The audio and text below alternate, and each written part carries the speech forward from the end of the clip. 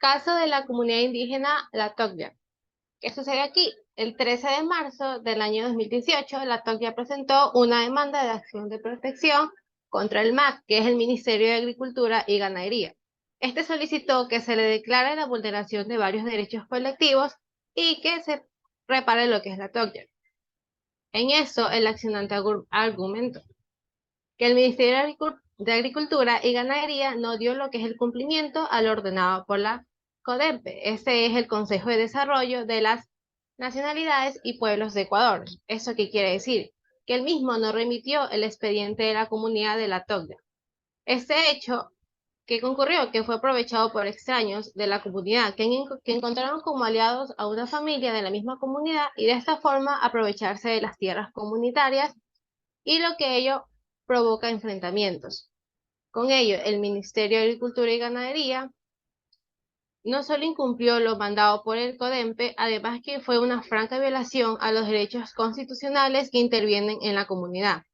Se realiza acciones que provocan enfrentamientos e incluso reconoce como autoridad de la comunidad a personas que no lo son. Con ello, la Tokio sostiene que las sentencias que fueron impugnadas vulneraron sus derechos constitucionales y solicitó que se acepte esta demanda de acción de protección. Se declare la vulneración de derechos constitucionales y se ordene una reparación integral. Entre los artículos vulnerados constan en la Constitución su artículo 57, numeral primero, noveno, décimo, el artículo 75, el artículo 76 en el numeral 1 y el artículo 82. ¿Cuál fue el análisis de la Corte en este caso? La Corte sostuvo que para que esta argumentación sea completa se reúne al menos una tesis, una base fáctica y una justificación jurídica.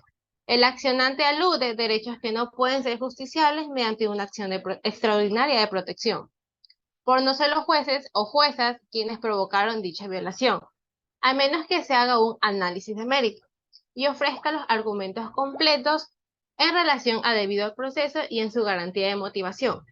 En cuanto a la motivación, la Constitución establece que no habrá motivación si en la resolución no se enuncian las normas o los principios jurídicos que se funden y no se explica la pertenencia de su aplicación o antecedentes de hecho.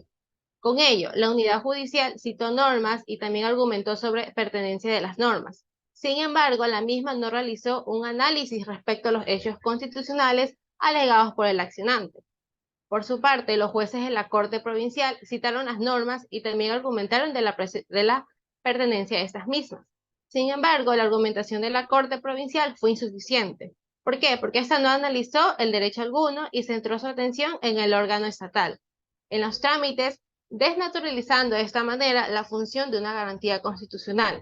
Al limitarse un mero análisis procedental, en consecuencia del mismo, las sentencias emitidas tanto por la unidad judicial como por la Corte Provincial se declararon que vulneraron ese derecho a la motivación. En cuanto al análisis de mérito que ya se mencionó anteriormente, la Corte estableció que para emitir una sentencia de mérito y resolver el fondo del caso se debe cumplir con los requisitos, los cuales son cuatro. En este caso se vulneró el derecho al debido proceso en su garantía de motivación, lo que por ello se está cumpliendo con el primer requisito. Los hechos del caso podrían construir a primera vista lo que es una vulneración de derechos colectivos a la organización social, al derecho de autoridad en territorios comunitarios y derecho propio, por lo que con ello vemos que se cumple el segundo requisito. Este caso ha sido seleccionado para revisión y se cumple el tercer requisito. Finalmente, este caso es relevante porque permitiría desarrollar en un Estado que ya es declarado plurinacional e intercultural el derecho de los pueblos indígenas a la autodeterminación y precisar en circunstancias análogas al caso las relaciones entre las comunidades, pueblos y nacionalidades y el Ministerio de Agricultura. Por lo tanto, la Corte, al verificar que se cumplen estos requisitos para proceder con el análisis de mérito, la Corte consideró el siguiente problema jurídico, que fue la intervención en un proceso eleccionado por parte de las autoridades del MAC y la falta de entrega de los archivos a la autoridad competente violan este derecho a la autodeterminación, con ello la autodeterminación. De lo que menciona el Ministerio de Agricultura, por el hecho de haber tenido archivos sobre la Tocya, no tiene competencia para establecer requisitos para la determinación de comunidad. conceder personería jurídica, registrar o participar en designación de autoridades o aprobar estatutos. Además, el mismo no remitió una documentación de la TOCYA, ni archivos ni expedientes, y por eso no tenía ningún motivo para intervenir. Con ello, la decisión que resuelve la Corte Constitucional. Como primer punto, declara que las sentencias emitidas tanto por la unidad judicial, así como por la Corte, vulneraron ese derecho a la motivación y las deja sin efecto. Como segundo, declarar que el Ministerio de Agricultura y Ganadería, al interferir el proceso de elección de autoridades de la TOCYA en el año 2018 y no remitir un expediente al mismo en una autoridad competente, vulneró el derecho a la autodeterminación. Como tercer punto, disponer como reparación integral a favor de la comunidad ancestral que el Ministerio de Agricultura y Ganadería y el Consejo de la Judicatura cumplan con las medidas ordenadas.